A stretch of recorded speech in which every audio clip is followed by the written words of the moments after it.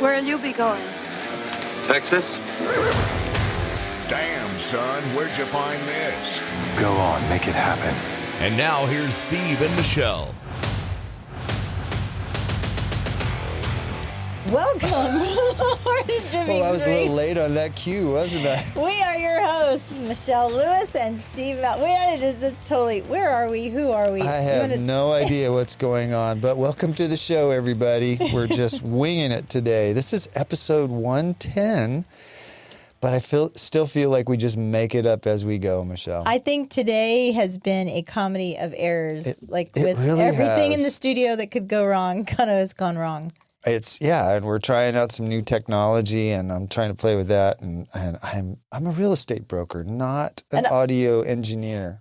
From this side right here, I'm really seeing this audio engineering stuff going on. Yeah, and there's you a are lot of killing audio it. engineering. Oh, I'm killing it. Yeah, jeez. You're killing it. You know what I feel like? I feel like a monkey, like the monkey that they send into space. I'm just like tapping buttons and like, oh, there's bright lights, and I don't know what I'm doing. I'm just making it up. Thank you so much to our sponsors also. We have M. Elliott Studios and Capital Farm Credit, Mark Rutledge. Yeah.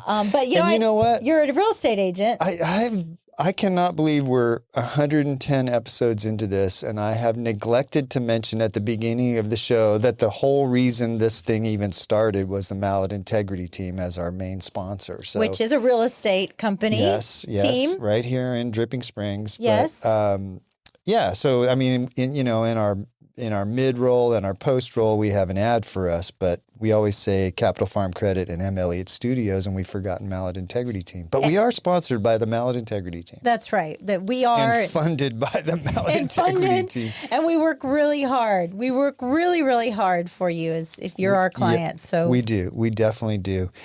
I got a couple quick things for you. But wait, before. Oh, yes. Our guest, Michelle. Oh, my goodness. I have to tell the background. Okay, you tell it. You and I do a retreat every year at the end of the year. Yes. And we talk about goals for the podcast and for the real estate business. And you said, I'm going to get us a big fish for the podcast. And you named out, I think, 3 or 4 people. And J.P. Sears was one of those people. He was at the top of my list. Yep. And you did it. I did it. Like a week later, you had set up an interview with him. Well, because I kind of accosted him at Pigpen. You did. We were sitting there, and he walked in, and I said, Michelle, that's J.P. Sears. And you didn't even hesitate. You stood up, went right over there, and got in his face. Hey, J.P., I'm Michelle. Well, people that don't know who J.P. is, he is an internet sensation. He is also known for Awaken with J.P., an American comedian. He does a lot of satire videos. He's an amazing guy. He's also a comedian, an author, a speaker, world traveler, and he says he's a curious student of life. That's why he's coming on our show. That's right, because he had nothing else better to do on a Wednesday. What is this Mallet and Michelle thing? I'm very curious. And why won't this blonde girl leave me alone? You were after him, weren't you? I know. Sorry, JP. He gave you his phone number right there at Pigpen. He did. That's crazy. Yeah. He did. I'm really excited about this. I think this is a big feather in my cap. I think it is. I think it is, and I think that the fact that we have some mutual friends with the Casters and Bill from Pigpen, I wonder if JP checked us out. Hey, are they legit or are they freaking crazy? I told him that we would have beef ribs in the studio for him. Yeah. So. Well, I'm excited. It's going to be a lot of fun, and I can't wait to get him in here. Well, what do you have to talk about today? I got a couple quick things. Hold on, let me get situated. You're getting comfortable? Let me get situated because when Steve goes, he goes. Oh, come on.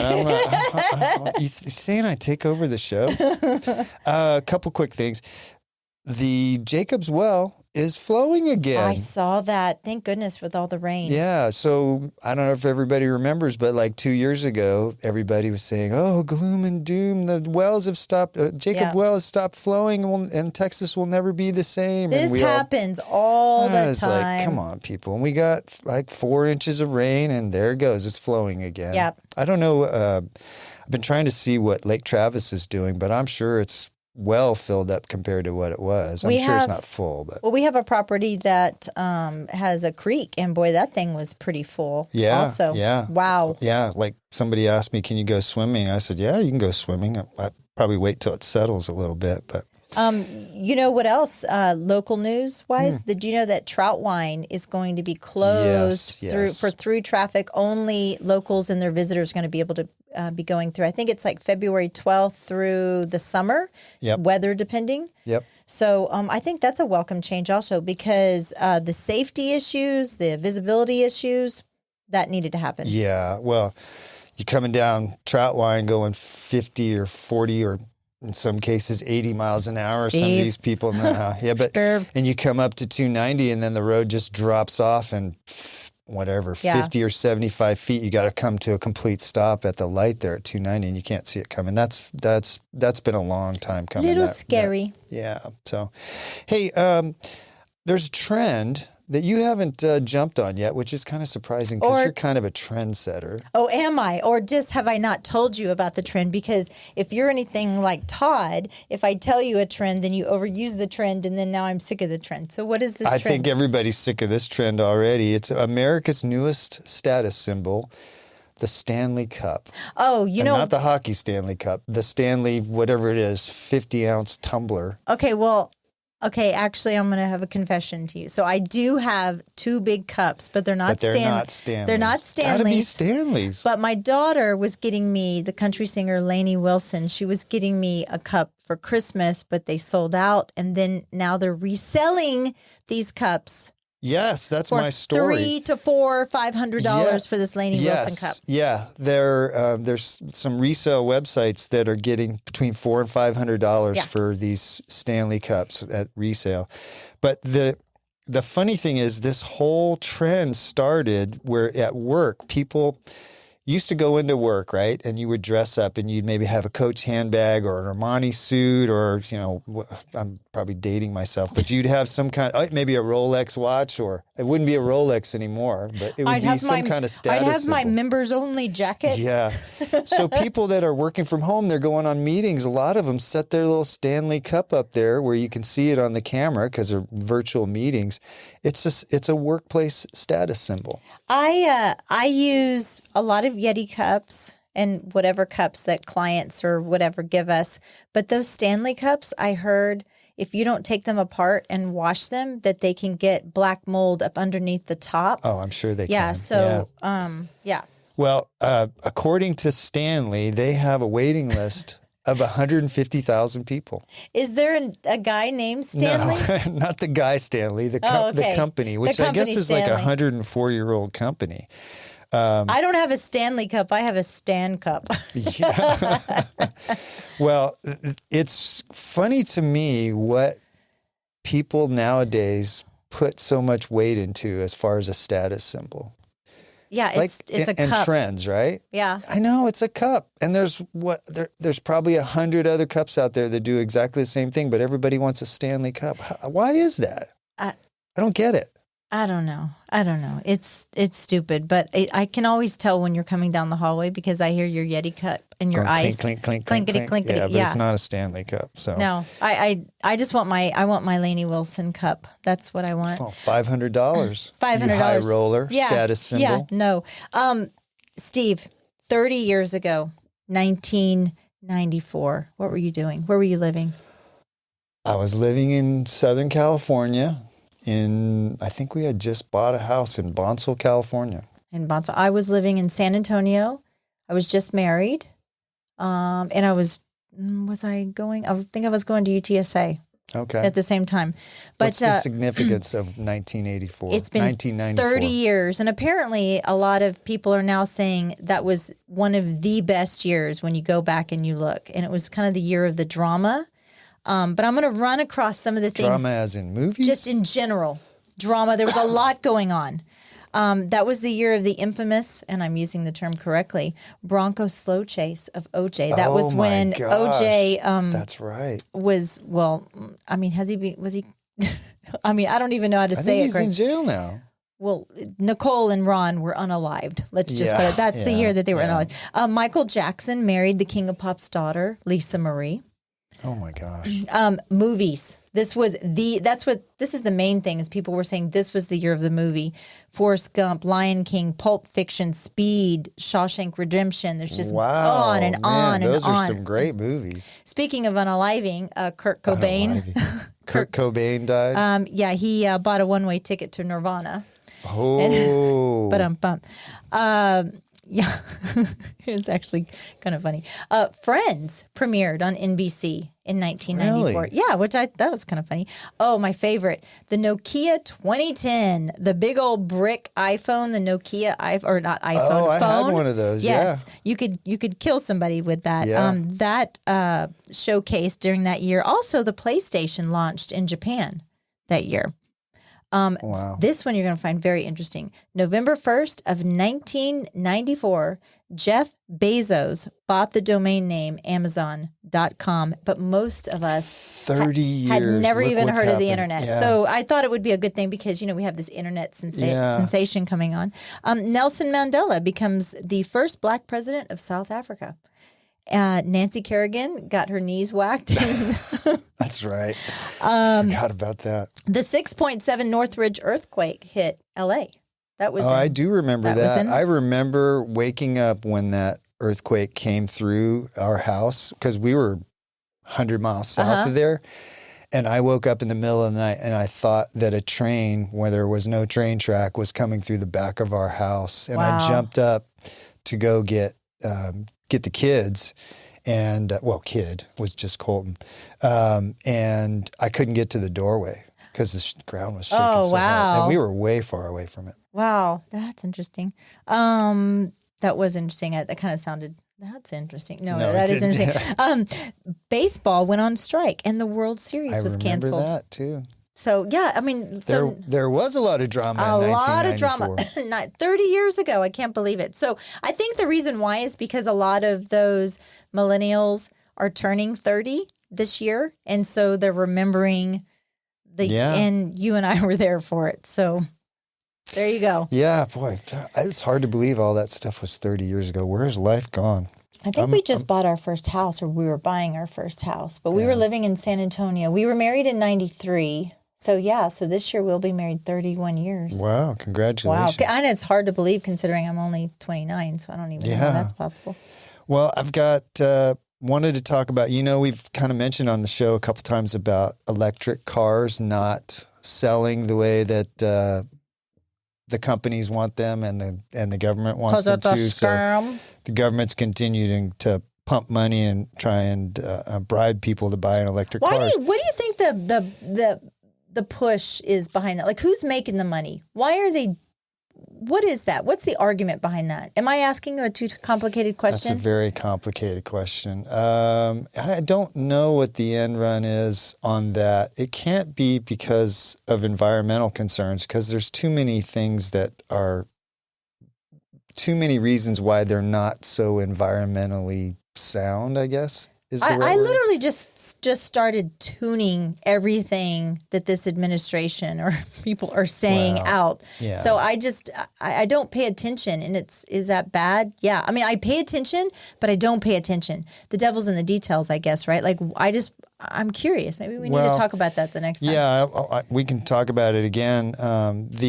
They're not selling, that Lightning. There was a bunch of people bought those. Now Ford's shutting down the factories. I just read a story the other day that because of the weight of electric cars, people don't expect this, but in some of those models, the real heavy ones, you only get 8,000 or 10,000 miles on a set of tires. Well, on the freeze? On the tires? On the tires. So, instead of 40,000 miles from a gas car where you're replacing them maybe 3 or 4 times through the life of the car, with a heavy electric car like that new Hummer, you could replace those tires 10 times over the life of that car. It seems like, are they just That's trying not very environmentally sound. Are they just trying to bankrupt the middle class? Is that what's going on? Oh, boy.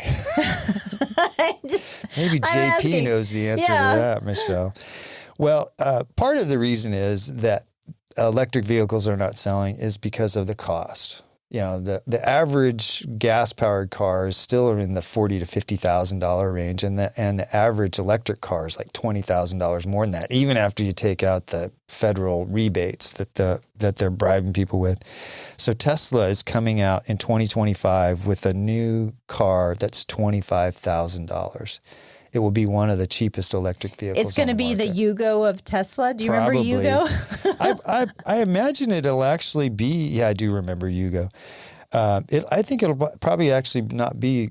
It'll probably be a pretty quality car. It won't have all the bells and whistles and maybe not the styling of the other cars. I've seen one of those Tesla trucks drive down 290. Those are the absolute ugliest. I full on expect Mad Max or Tina Turner to be standing up at the top of it, like holding something and driving down. Those cars are going to be, in 2 years, I would say, everybody driving one of those, people will laugh at them. I'm laughing at you now if you were driving one of those. I was talking to Chuck the other day, and he said, you need to get yourself one of those Cybertrucks. And I said, those things are clown cars, Chuck. They are. There's nothing attractive about those. Can you imagine the Home Depot guys? You bought you're trying to a fake truck. You have to buy a door because you punched a hole in your door because you're so ticked off because everybody's making fun of your truck, and so now you got to stick this door in the back of your truck. Yeah, and it's like it's not. Where do you tie it down? Apparently, it's not a very good truck either. So it's I don't even know why they called it a truck. Like I don't get. Anyway, those are going to sell pretty well for a short period of time, and then people are going to just, nobody's going to buy them anymore. Remember Hummer did that. Remember for a while they were really hot and everybody wanted them, and after a while, everybody was like, "Oh, you have a Hummer? Yeah, you must have issues at home or something." There was other things I said too. Yeah. So Tesla is not the best-selling electric car in the world. It's actually a Chinese company called BYD, which they're not sold here in the States. But to compete with BYD, which makes cheaper electric cars, Tesla's going to come out with this $25,000 car, and the code name for it in the factory, this won't be what it's called in real life, is Redwood. So when they're talking about it amongst the engineers, it's this code Redwood. But I thought it'd be kind of fun to ask our listeners, what should it be called when it actually comes out, the $25,000 Tesla? Do you have any suggestions? Model WHEEE. WHEEE. I don't know. What do you have? Yeah, well, you just threw this on me. I have to use my creative juices, but Model WHEEE that's not one of them. I would call it WHEEE. Model WHEEE. That's maybe I would go towards that. I don't know. Message us, email us, malletandmichelle@gmail.com. Maybe we can do a $25 gift card to Pigpen Barbecue for the person that has the best name, and we'll read them online. And then we'll get Elon Musk on here and defend his Model WHEEE. Yeah, put him on your list. Model WHEEE. So, Steve, the other day we were talking about cancel culture because we have JP Sears coming on, and he is all about like anti-woke, no BS kind of stuff. I really love his take on things where he takes what the mainstream media is trying to pass off as gospel, and he breaks it down for you. And, is cancel culture going away? Do you think it is? Or is I don't think it's going away. I think it's evolving. Most of these terrible things for our society never go away. They get repackaged or repurposed or renamed. They'll call it something else. We were talking about how cancel culture should just be accountability, like being held accountable for your actions. And if, somebody 20 years ago said or did something, granted that it wasn't illegal, right? If it were just words. And when you know better, you do better, and you grow and you learn and your ideas evolve, and hopefully that's what happens. And your ideas change. If you hold yourself accountable to what you said 20 years ago versus what you believe now, I think that that's human nature, right? But I don't think a lot of people feel that way. We were talking about celebrities that have been canceled, like Matt Rife. The difference is that with the cancel culture, they're not they're not trying to.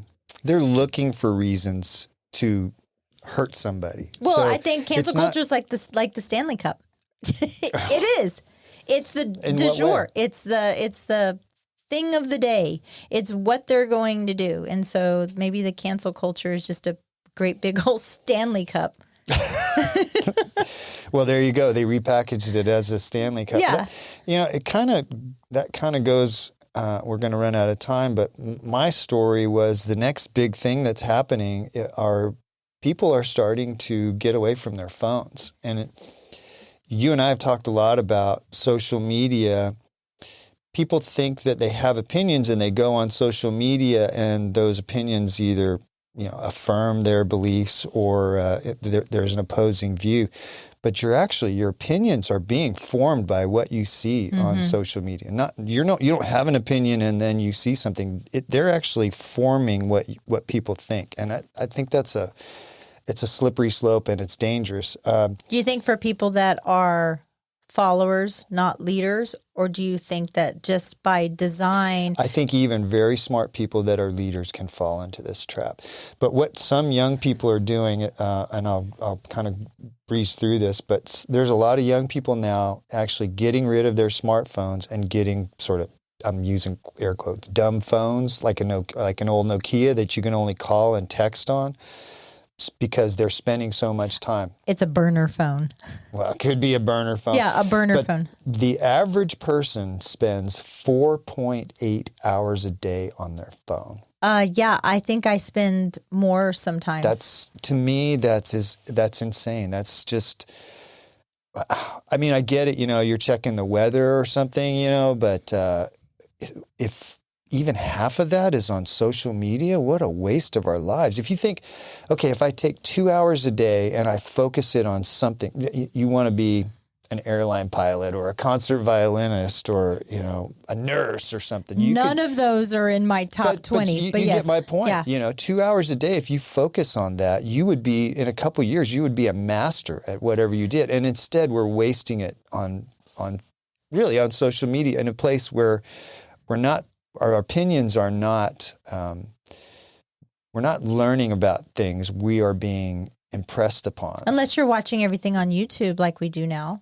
Like we watch everything I do that. on. I've learned a lot on YouTube, but what I typically watch are the videos that are informational. Like this whole setup that we have here in the studio, I learned from listening or watching YouTube videos. But let's be honest, everything now is internet based. And so when was the last time that you picked up a phone book and looked something up versus grabbing your phone and just... Well, you could still do it on your laptop. Do they even... That's still the internet.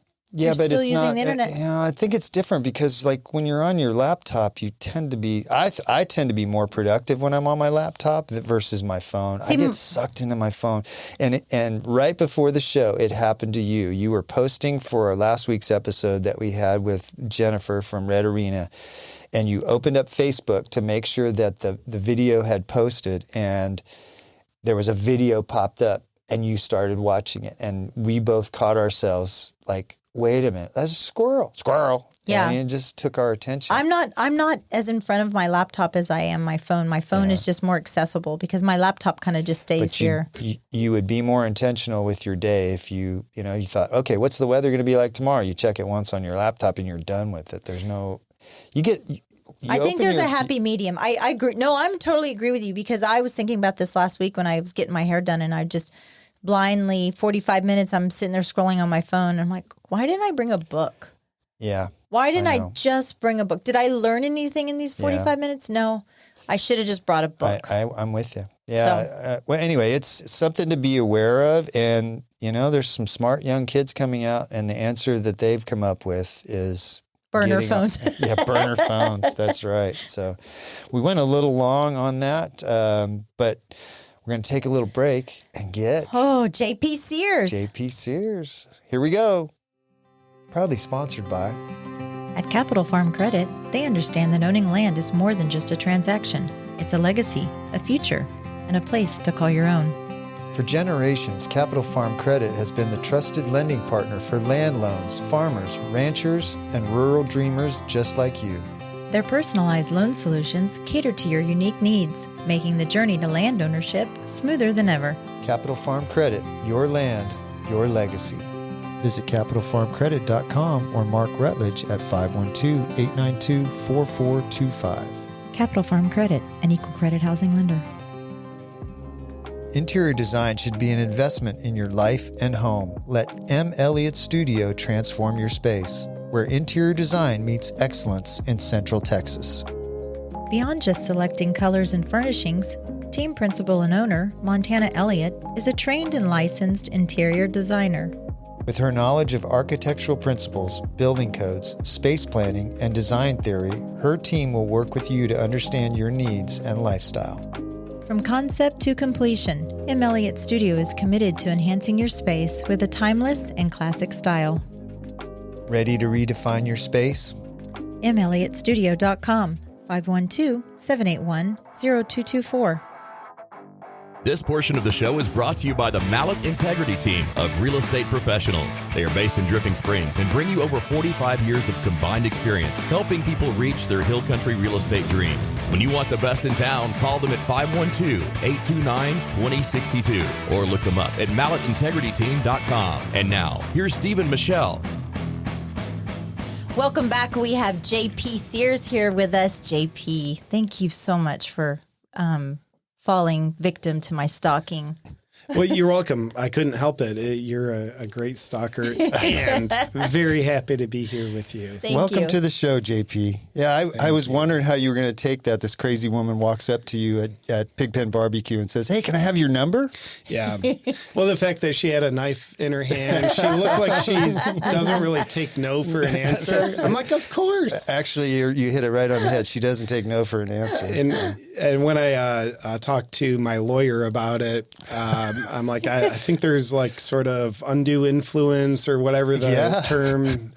He said, yeah, you don't have to do it. No, but you're here. You showed up. No, I think he showed up for me, Michelle. Well, one of my favorite stories now is also my daughter was in the airport and she said, hey, Mom, I ran into JP Sears. I said, no, you didn't. She goes, yeah, I went up to him and said, you're the guy that talks a lot. And he said, yeah, they tell me that. And he goes, well, I think you're going to be on my mom's podcast. And he said, oh, yeah, Michelle. So there you go. So now I've even taught my daughter those stalking techniques. So. Well, you've really raised the bar for us, JP. I don't know where she's going to go from here. She might get maybe Trump or somebody like maybe Nikki Haley. Oh, that's right. No, maybe I have Elon Musk on there. I've been brewing. I've been brewing some mushrooms so Elon will come on. JP, you live in Dripping Springs. How'd you end up here in this tiny little town in Texas? Yeah, the short answer is I think the grace of God. The longer answer is I had been living in the Austin area for 5 years before I came here. And, outskirts of Austin, never been a in the city kind of guy, but, COVID happens, the world changes, where you live, who you're around, it just started to matter a lot more. And Dripping Springs having the, more land, more space, and it's a lot more Texan than it is Austin. That's what really motivated me to make the trek out to Dripping Springs. So that's what got me here. But honestly, what keeps me here is the people. Yeah. It's such a, it is a small town and it carries that small town warmth, friendliness. You just run into people at the coffee shop you don't know, but everybody treats each other so beautifully. That's so true. With respect, right? Yeah. Even if maybe they don't agree with you, they still are nice to you. Yeah. And out here, most people agree with me. Yeah. True. Well, not all, but most. We are called the West of Weird for a reason. Did you know that's what they say about Dripping Springs? I didn't, but I like that alliteration. Yeah. West of Weird. Where were you before you moved to Austin, the Austin area? Yeah, before that, I've kind of bounced around. But before Austin, I was in South Carolina, Charleston for 4 years. Before that, I was in San Diego for about 10 years. And then that takes us back to when I was 23 years old in Ohio, where I was born and raised in a small town called Bowling Green, Ohio. My mother was born in Ohio, in Steubenville. Steubenville, I never heard of it, but I have heard of Ohio. I've never heard of Bowling Green either. Steubenville. So. What were you doing in San Diego? So what took me out there, when I was in Ohio, I graduated high school. Not to brag, but I graduated. Kudos, JP. Yeah, and not necessarily graduated with flying colors, but I squeaked by. So I went to college for 3 months after that, and then I was done with college. Not because I just graduated, but I just knew this isn't for me. That wasn't your path. And it was actually scary because I knew this isn't for me, but I didn't know what was for me. So there was sort of like a scary void, but even back then at times I could follow my heart. Like my brain doesn't know where my heart's leading me to, but it knows the next step. Okay.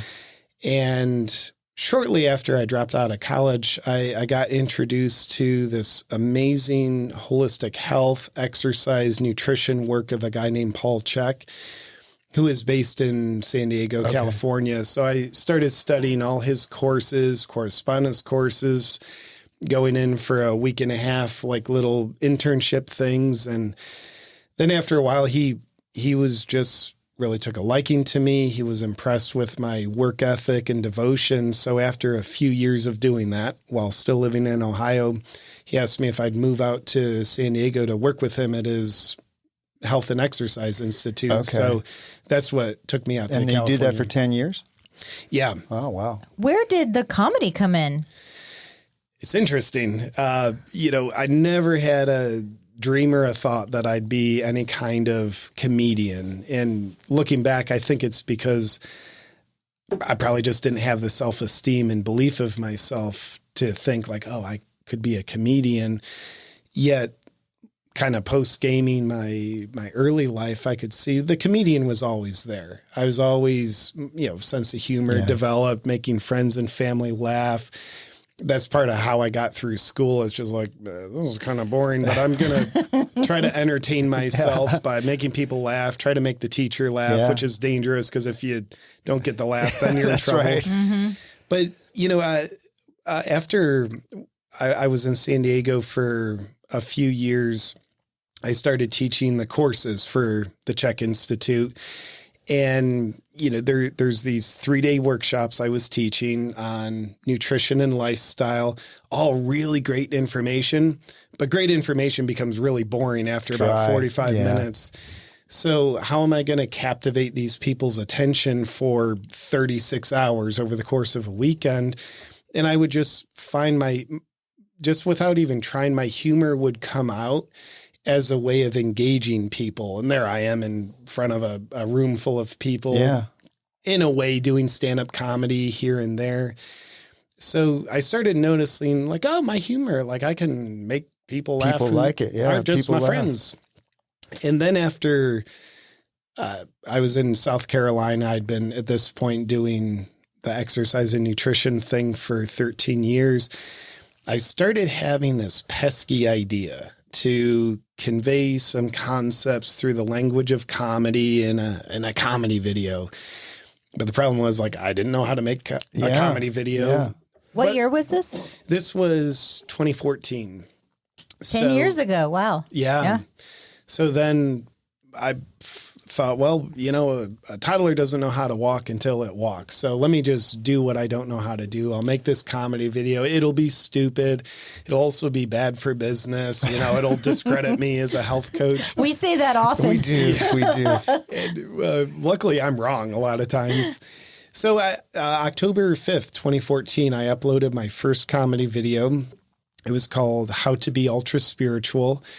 And that, I guess, was my first footstep into professional comedy, though I wasn't a professional at the time, but it woke up a creative satisfaction in me. The video, just weirdly enough, went fairly viral, and that external validation, as codependent as it is, it helped me see something in me that, because I could see other people seeing it. Yeah. And then, long story short, I made more comedy videos, audience grew, opportunities came. And when did you realize you could make a living doing it? Was it after that first video? No, I'm a slow learner. I would never realize something right away. I would say after I was doing videos for about a year, Okay.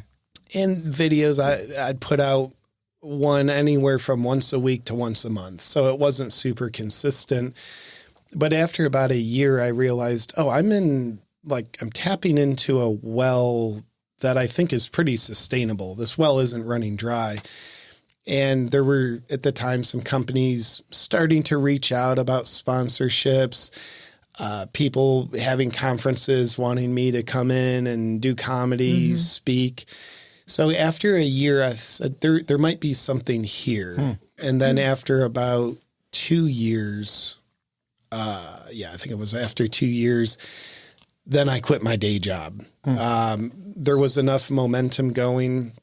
It was still a risk to quit the day job of doing health coaching, but it wasn't an irresponsible risk because there was already momentum of something being built. No guarantees it's going to keep working out or grow, but Never is. I learned sometimes you got to let go of something good for something greater to come. And that's scary, by the way. Oh, yeah, I know. Was there somebody that came along at that point that's kind of helped direct you into this lifestyle of being a online Satire king? satirical online creator? No. It was all you. Yeah, all me. And, I think there's probably more of a roadmap today in 2024. Back then in, 2014 into early 2017. It was the wild, wild west, wasn't it? Yeah. So I would do my best to learn from other people. Like, hey, what are you doing? How do you do that? And so everybody's trying to learn little things from everybody, but it was the Wild West. You're pretty much machete in hand, trying to figure out Making it up as you go. Yeah. Well, I did a little back research on you, and just to name some of the few podcasts that you have been on outside of your comedic talent, the Babylon Bee, Robert Kennedy Jr. podcast, which, wow, that's awesome. Megyn Kelly, Cooper Stuff, Roseanne Barr. How fun was she? She's amazing. She is the most down-to-earth human being. She is, you wouldn't think this is one of the all-time great TV stars. She's just such a kind, warm, welcoming, caring human. Yeah. And she's funny as hell. Well, She's like one of the all-time greats. She is. She's really good. She truly is a legend. I also did some little research on some of the names that you've been called, which some of them are really good. One of my favorites is Diversity Dick. The Satanic Panic. Have you not heard that one? No, but the second one's Satanic what? Satanic Panic. Okay. Of course, Freedom Fighter, COVID Denier, the Right Wing Nut, the Anti-Vaxxer, a conspiracy theorist. You have a very punchable face, so they called you Punchable Face. Nice. Cult leader. No hate in that. Yeah, and cult leader, and so which one of those is your favorite? I really, it's funny, Vice News, and if people don't hear. Yes, they did a hit piece on you. They did. They're great. My opinion, by the way, just so everybody knows, Vice News is now principally owned by George Soros. Oh, Do your own research. Ah. So, speaking kindly of them, I think they're a degenerate leftist news There you go. organization, Yeah. not doing journalism, but doing propaganda, my opinion. So they did a hit piece on me, and I looked at what they wrote. I'm like, I agree with most of what you're saying. You're just phrasing it like it's a bad thing. I think it's a good thing. So I think anti-vaxxer is probably my favorite. It's like before COVID, I've been in the natural health space for a while. So I know cool, there's more that meets the eyes with vaccines and considerations. So I was a little anti-vax, and then I started really learning, opening my mind, and now I am completely anti-vax. Yeah. So that's a label I love. Did you ever listen or read the book "Everything Is Effed"? No. Have you heard of that book? Everything is that's not the Mark Manson book, is it? Oh God, who's the author? I think yes, it is. I think it is. Subtle Art of. No, I have that book. Yeah, that's not the one. Anyway, one. No. I'm listening to it on Audible right now. But they were talking. He has a chapter on lobotomies, and that was accepted science in the 40s, in the late 30s, or, middle 40s. It was like tens of thousands of people a year were lined up to do that. And all the medical community was like, yeah, lobotomies, which takes out, I guess, the feeling part of your brain. Oh, is that what happened to you? Yes, I had a lobotomy. But I would just wonder, what are the history books going to say about the vaccine 50 years from now, you know? Yeah, I mean, it depends on who writes the history books, obviously. Yeah. But man, we're doing science here, people. Yeah, that's right. This is hardcore science. JP, you said do your own research, which I think is one of the hardest things to do right now. Where do you get your news? Where do you get your facts now? Yeah, I'll tell you where I don't get them. I get considerations all over, but we're so used to outsourcing our perspectives in life. It's something that's easy to do because there's a 24/7 news cycle. So easy to just outsource what you think of the world to what the news or whoever is telling you about the world. But we do that because, one, it's easy. Two, it takes very little energy. When you're using your brain, it burns more calories per hour than if you're out running a marathon. Imagine that. And thinking for yourself, it can be uncomfortable because if you're truly thinking for yourself, you're going to be considering what you believe. Then you'll be considering new perspectives that might cause you to need to change your mind. And for humans, it's inherently uncomfortable to let go of certainty. So it's uncomfortable to do your own thinking at times. Yet the benefit is like you're doing your own thinking. You're using your God-given miraculous brain. So where I don't get my facts is outsourced opinions. For myself, and I highly encourage everybody else, your principal news source should be your perspectives that come from what your eyes show you, your ears hear, your mind thinks about, and of course, sprinkle in some guidance from the North Star of your heart. And then from there, external considerations. I think one of the truest forms of journalism still existing today is the news outlet called the Epoch Times. They're just Switzerland. They're neutral. They're seemingly not out to get people to think something. They're just, here's the story. Facts. Make up your own opinion. It's so hard to come by now. Journalism is so rare. And then, I pay attention to everything, mostly because my comedy is largely based on social commentary. So I want to know what CNN's saying. I want to know what Fox is saying.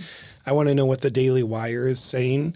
And some of those outlets, I'll put a little more faith in, like the Daily Wire versus CNN. Yeah. But I like to see all these different perspectives. And then I'll think for myself and also draw very few conclusions, but hopefully have more curiosity than certainty. How long can you watch CNN before you go, no, I can't take it anymore? 3 minutes. Yeah, I know. I'm the same. Just little clips. And it's painful. It is, isn't it? I can't do it anymore. We've been watching, or I've been paying more attention to Jenna Lee's. You heard of Smarter News? I haven't, no. She's Leif Babin. So Jocko Willick's partner, Leif Babin's, his wife, Jenna, has a news site called Smarter News. I would say she's very fact-based. Yes. She's very little opinion, and she's really good. We had her on the show, and I follow a lot of her stuff. That's one of the places I get my She's news. Based here in Dripping Springs as well. Yeah, I know Leif. I didn't know Jenna, and I didn't know of her work. Yes. But Smarter News? Smarter News. I will check her out. Yeah. It was Smart Her News, and I think that she's changing the name to just Smarter News, all one word. So, but that's a great place. So, JP, one of the things that you're a very grounded guy. You're just, I feel like we're three people sitting very around, spiritual. A coffee table, just having a conversation. How are you maintaining that now that you're getting this notoriety, this celebrity? You got people coming up to you in the airport that want to take pictures with you. How are you keeping yourself grounded on who you are? Yeah, good question. And thank you for sharing that I come across grounded to you. And to me, that is important. So how I stay as grounded as possible. First of all, I'm 42 years old.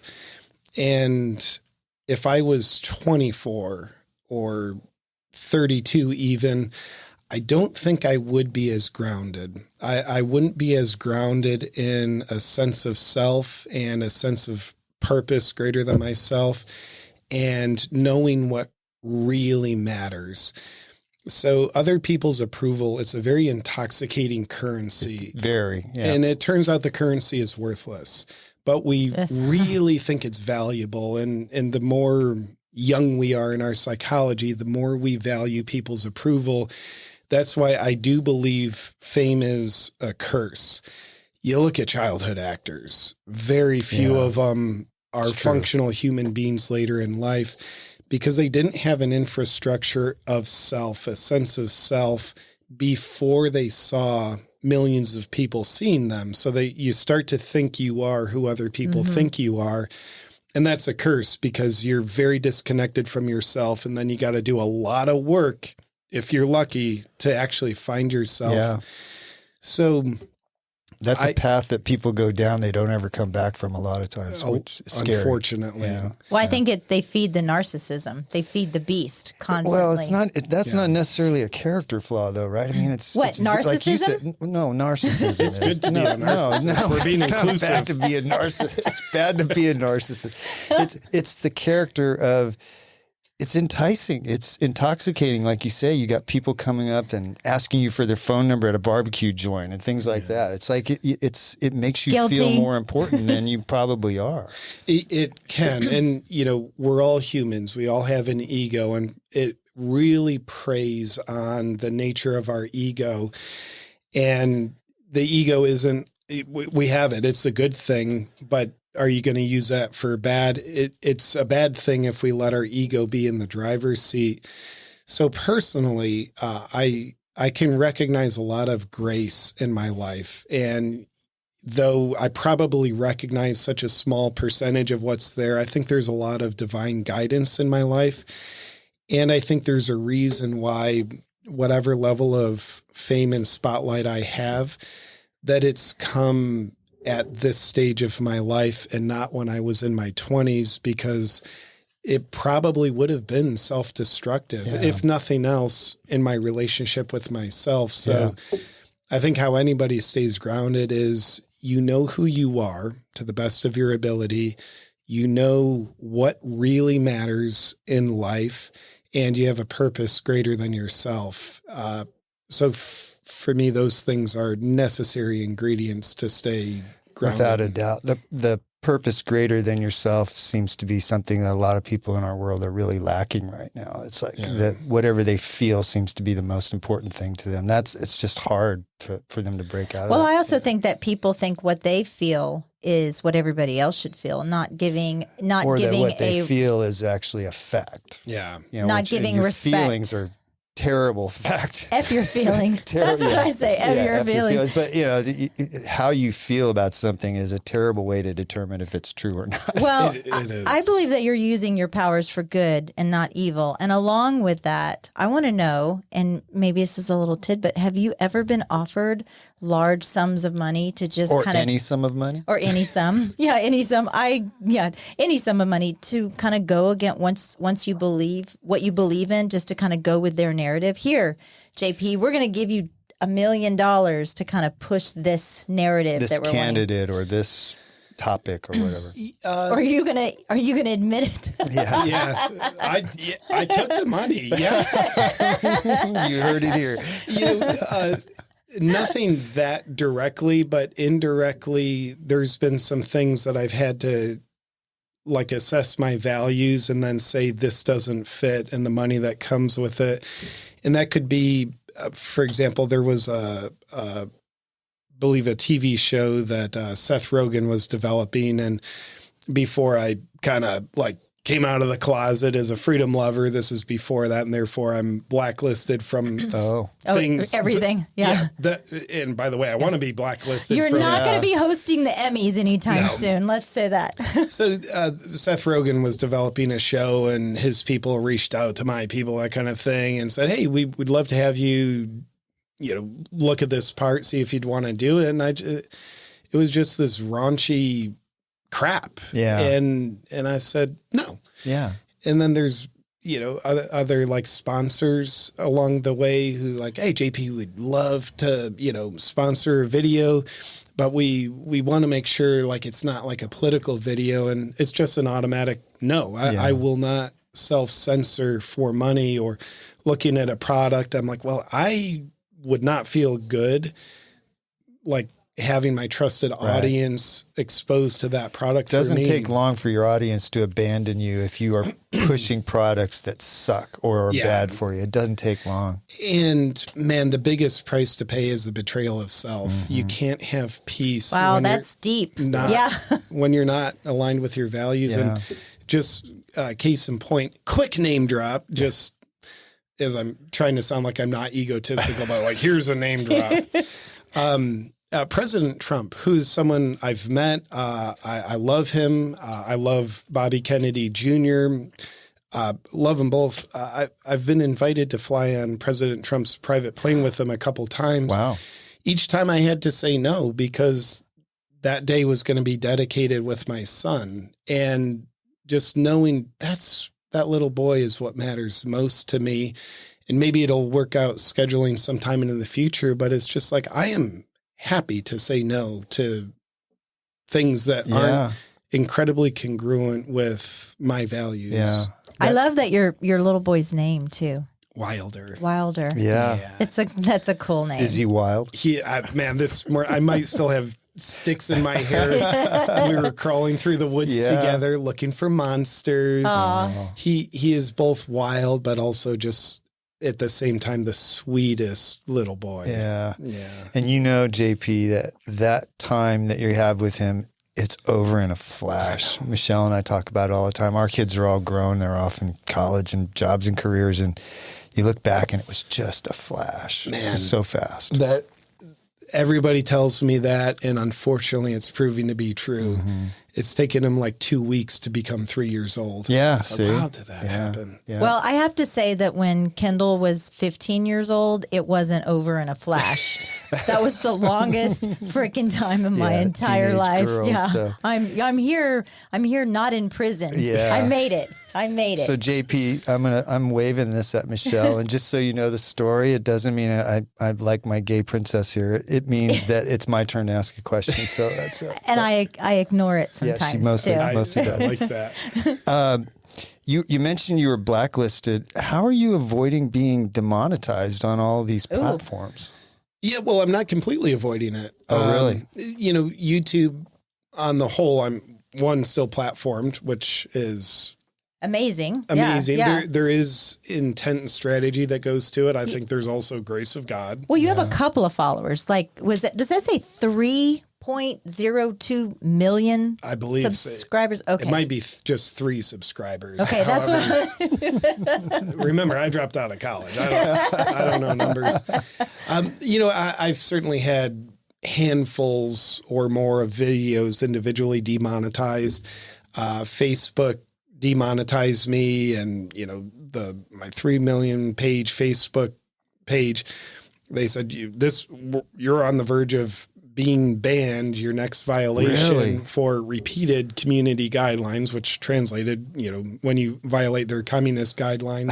And you were like, bring it on. Yeah, well, I stopped uploading videos on Facebook because Facebook, it's just a dying, archaic facade of social media. It really, truly is just a marketing platform. So I said, all right, cool. I'm not going to put content on your platform anymore. I'll use your platform to advertise my comedy shows and merch to my audience, but cool. And then with you, and I'm on Rumble, which is completely uncensored, but then YouTube, I think part of the strategy, knowing it's censorship rich, and I don't want to self-censor yet, I want to reach people on YouTube. So how am I going to do that?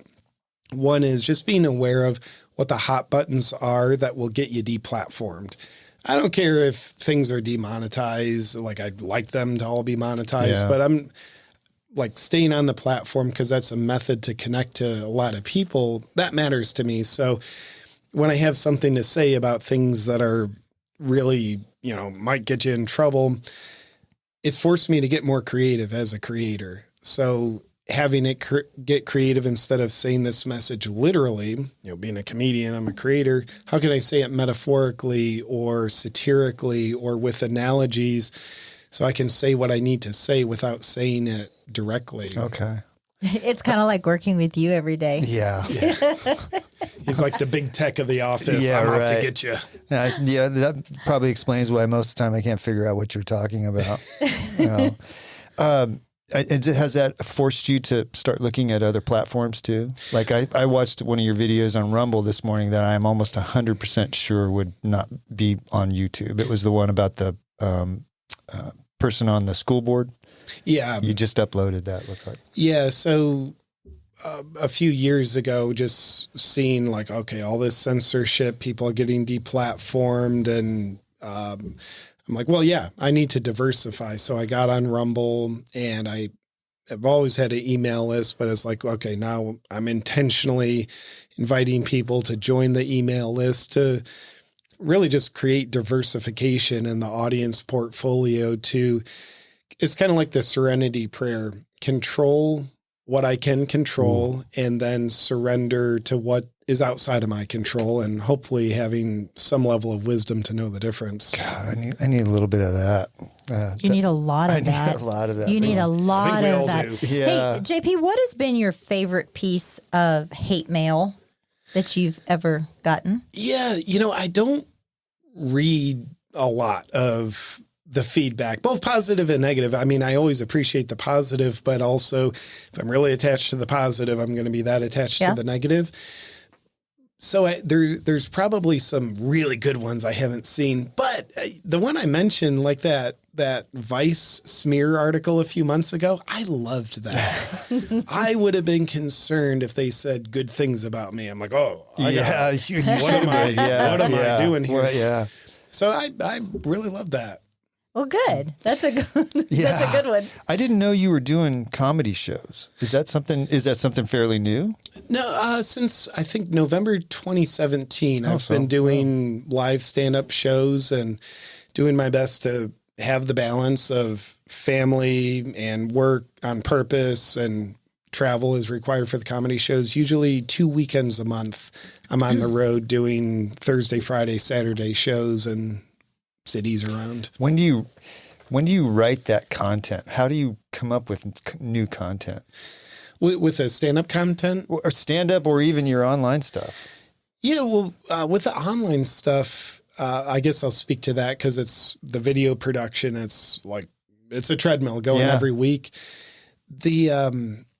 Unfortunately, a lot of the content just writes itself. You read something and it just starts coming in your head. I think that's great. I would love to have that. A lot of what I like to satirize in general is what I see as the lies, hypocrisy, and corruption in the world, things that tempt humans to forget our humanity.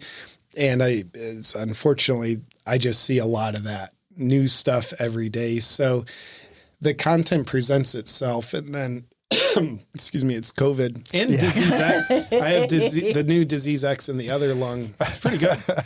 I recommend that. That one's serious. That one's serious. Oh, yeah. You don't want this one. This one will kill you. And then, once I've got like a topic, then it's usually like I select a format. Do I want to do this as like the satirical newscaster?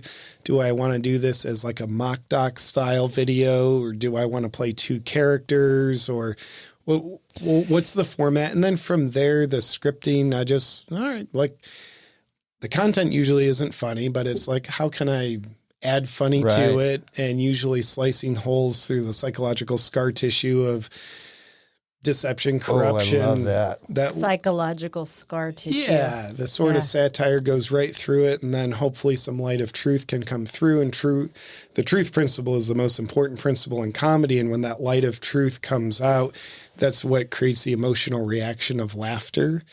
So it's just like, okay, let's put some of this in this content here. How did you apply that when you wrote your book, The Chomp, Chomp, Chomp? Yeah, that one, I would say that book, it's not applied because it's not really a comedy book. For people that don't know, it's a children's book put out through Brave Books. And it's really just intended to be a sincere message about kids being true to themselves, seeing the consequences of betraying themselves to succumb to peer pressure and get this artificial sense of belonging, that it's a journey in all kids' lives. So the message, is certainly meant to be entertaining, yet a very sincere message. And I probably wouldn't be good at making kids laugh anyway. Oh, I bet you would. Who is helping you with your online videos are really good. Who's helping you with, do you do the editing yourself, or what's your crew like? Yeah, you have a whole crew, whole staff? Yeah, I have an amazing team. So the video production team, I've got 2 videographers who also do all the editing. So it's in just that video production department, including myself, if I can be included. Small team, but it's a great team, and I like keeping the team small because I found with doing a lot of content, fast is fun. I've been on different shoots where there's a crew of 12 people, and sometimes crews bigger, and it's just like this slow moving cruise ship. It's not fun. It's not sustainable.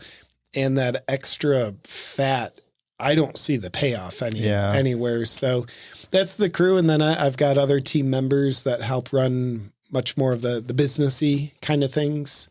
Tell me about Dripping Springs. What are you using the sights and the sounds and the smells here in your comedy? Are you driving around? That's pretty funny. I'm going to use that area. I would say mostly untapped with using what Dripping Springs has to offer. A lot of times it's like outside somewhere, like in my backyard or in the house or in front of a green screen. But there's definitely a lot of untapped potential. All of it's done mostly in Dripping Springs, though. Your studio is here in Dripping Springs, right? Okay. That's JP, I got a serious question for you. You got any advice for a little local show like us? I would quit. You guys are so terrible. We suck, Michelle. If you were going to be big. JP Sears says we suck. Thanks. This is the conclusion. Okay, we want to hear the conclusion of our podcast today. My advice actually would, for any sort of creator, big, small, or wherever you assess you're at, consistency is a big part of it. I mean, there's so many examples, the 10,000 hour rule, and Michael Jordan, Kobe Bryant would shoot more practice shots than anybody else. So consistency is a huge part of it. And then the other major point of advice is what you're already doing, letting your personalities out. Because I think with whatever the content is, comedic, sincere, community-based, whatever it is, people, they're not magnetized to the information or the message. They're magnetized to the messenger. And people connect with other people. Folks who kind of try to come across as like one of those like newscaster, I'm very professional. Yeah. There's no messenger, no surface area of the human to connect with. So y'all just letting yourselves be your sloppy personal selves. Sloppy. Keep doing that. I think he's talking about you, Michelle, because he's not talking about me. He's talking about the only shirts you ever own are the denim shirts. She picks on me about what I wear, JP, all the time. Every single time. Well. So, JP, I have a couple of rapid fire questions for you, okay? These are yes or no questions, or not yes or no, or just like one word answers. Got it. Okay, you ready? Okay. HEB or Trader Joe's? HEB. Fake or real, Travis and Taylor? I have no ability to give a shit about fake, but no, fake. I think there's an agenda behind this. Yeah. Okay, 49ers or Chiefs? Also, don't give a shit. Okay. 49ers just because of the Taylor Travis thing. I think burrito or taco? Taco. 105 degrees or 25 degrees? 105. Oh God. Mopac or the one in LA? Mopac. Y'all or you all? Y'all. Oh my gosh. Can you open that door and tell those people to shut up? Do they not know we have JP Sears in here? Jesus It's almost Christ. like they don't care. Right? I don't think they care. Okay, I ready? even have the we're recording. Shut the hell That's up right. sign up there. Soda, pop, or Coke? Soda. YouTube or TikTok? YouTube. Oh, there you go. Okay, you passed my little test right there. I got a political question for you. Okay. I'm Love it waving, already. I'm waving Okay. the princess. Well, I'm gonna raise your princess. Every election, we're told that this is the most important election of our lifetime. Yeah. Is this the most important election of our Oh, lifetime? that's a good question. I think so. And I think that saying, it's probably always true. Like each one, like, yeah, it is The most important one we've had so far. Yeah. Yeah. So I think this one probably is the most important one. or of the our lifetime. scariest one.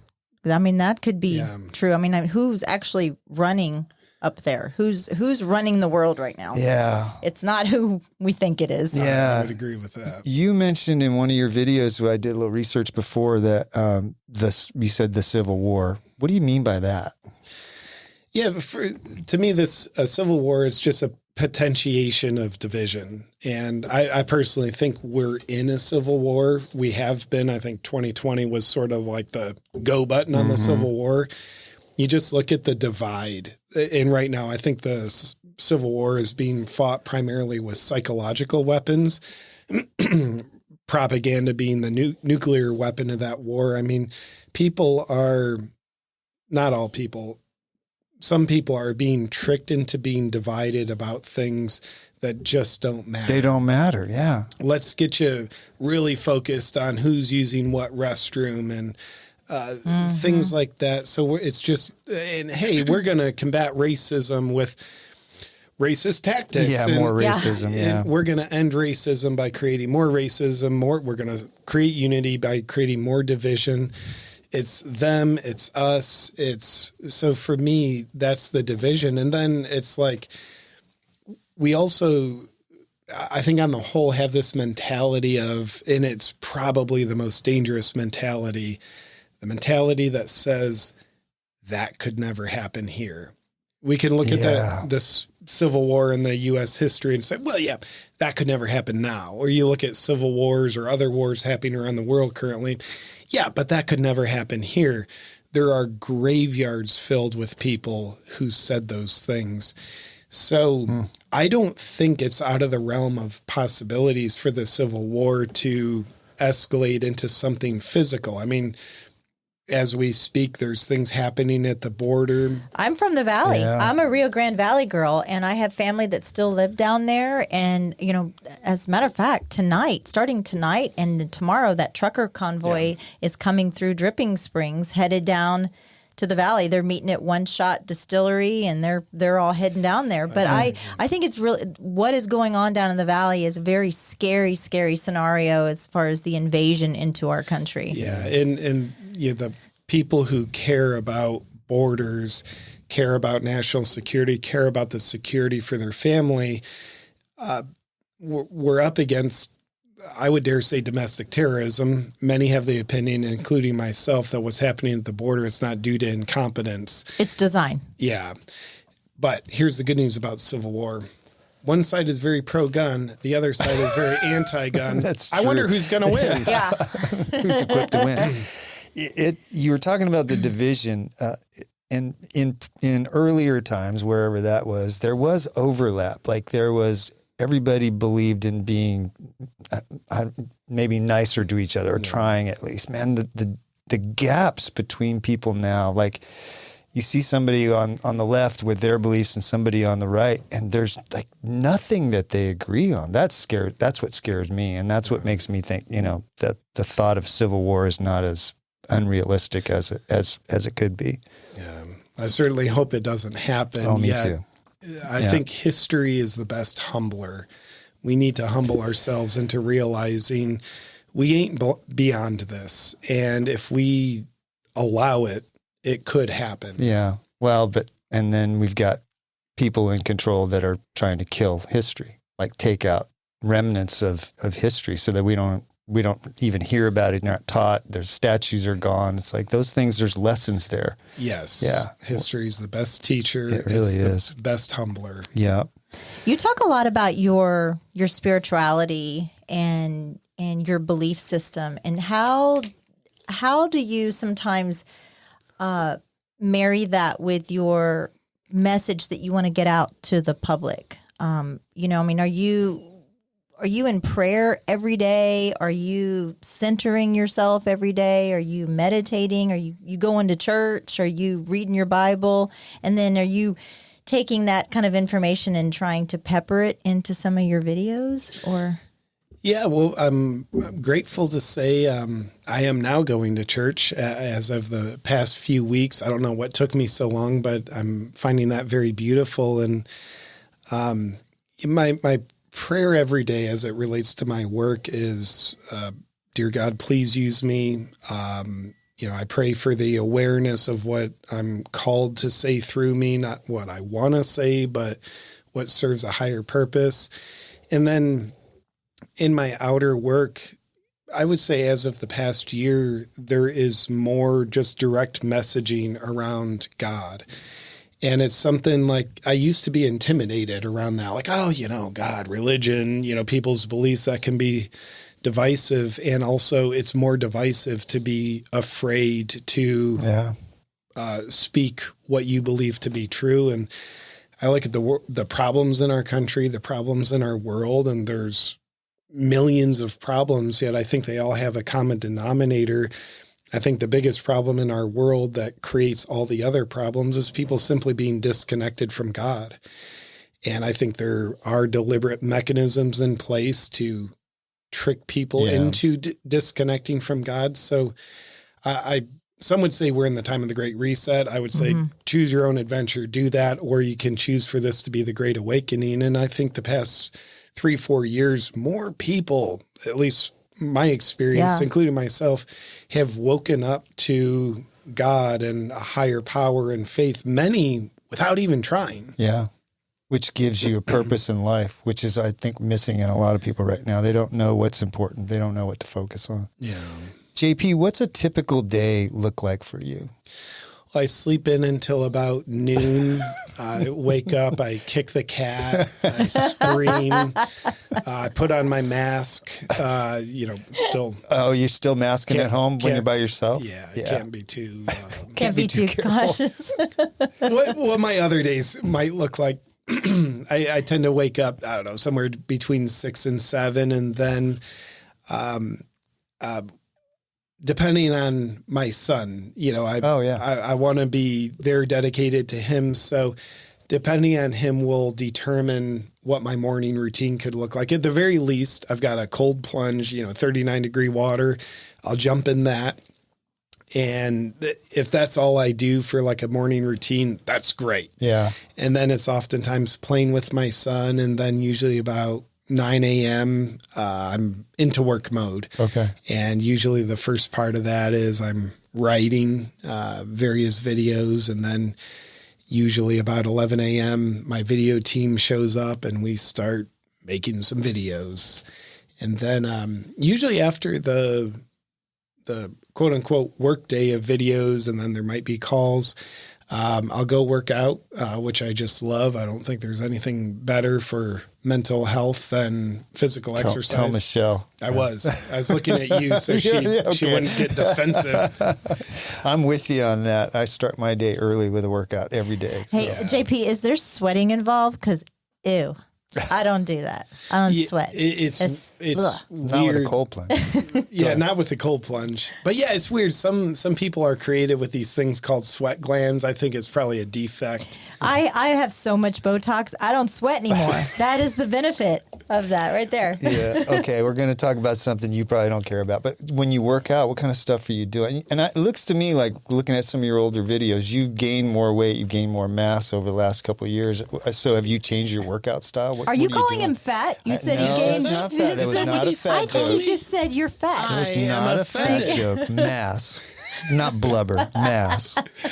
It's just as healthy to be extremely overweight as it is to be Oh, a that's healthy true. weight. I forgot about that. Yes. Yeah. From- And it's just as beautiful. Yeah, that's what I've learned. Yeah. When I stop thinking and just take it in. Yeah. And it's just as healthy. Yeah. So what do you do? What's your workouts? Yeah, right.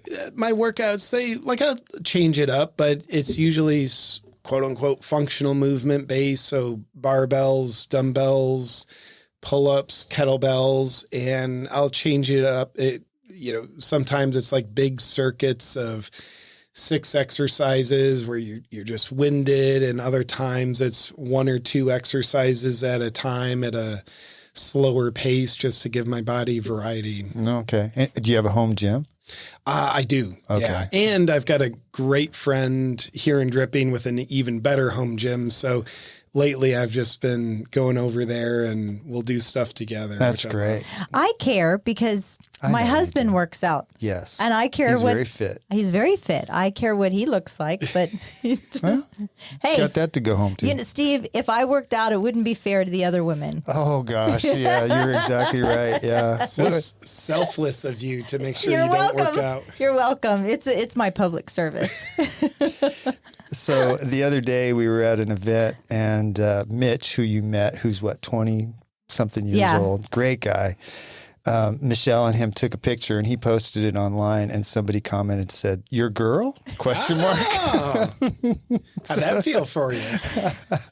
I like more than often going out to lunch or something with my 28-year-old son, and then they think that we're on a date, and how mortified my son is, and I'm like, yes. Yeah. Right. I bet that's like a double whammy. Like you get the compliment. Yeah, and I beat him down with that. Yeah, You get to see his suffering. Yeah. Yeah. When we go to Pigpen, people come up to us and go, "Hey, it's nice you're having lunch with your grandpa." Probably just because you look very wise. Oh yeah, that's exactly right. Like an owl. Well, like an owl. Like an owl. Woo. JP, I want to tell you, I'm honored that you have agreed to spend this time with us. It's been really a lot of fun. And I think it's wonderful to have somebody like you in our community that understands how great it is here. Yeah, it is wonderful. And also, anybody listening outside of Dripping Springs, it is terrible. Oh, yeah. it's- No, you don't this want to place come is here. awful. Do not come Do not here. come here. The Yeah. smog and the homelessness is terrible. As Oh, I yeah. say that in a real estate office, like Yeah. hurting business. It sucks here. Don't buy a home. Yeah. Yeah, it is awful here. And I also wanted to just kind of give an own plug. If you wanted a smart ass blonde girl that has not, if you need this in any of your videos, you just let me know and I'll get a wig for Steve. And Perfect. She could be one of your transgenders on there. So. Yeah.